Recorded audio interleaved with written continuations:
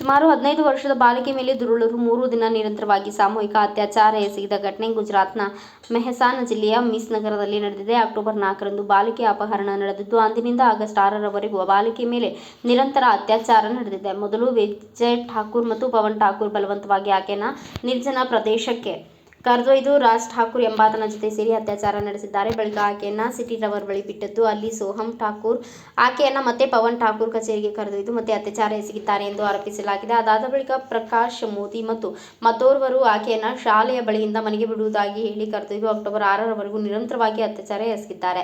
ಸಂತ್ರಸ್ತ ಬಾಲಕಿಯ ಕುಟುಂಬವು ಆಕೆ ಹುಡುಕಾಟ ನಡೆಸಿದ್ದಾಗ ಆದರೆ ನಾಪತ್ತೆ ಪ್ರಕರಣ ದಾಖಲಿಸಿದ್ದಾರೆಯೇ ಎಂಬುದು ಖಚಿತವಾಗಿಲ್ಲ. ಸೋಮವಾರ ಬಾಲಕಿ ಮನೆಗೆ ಮರಳಿದ್ದು, ಭಯದಿಂದ ತರಗಾದ ದೌರ್ಜನ್ಯದ ಬಗ್ಗೆ ಯಾರಿಗೂ ತಿಳಿಸಿರಲಿಲ್ಲ.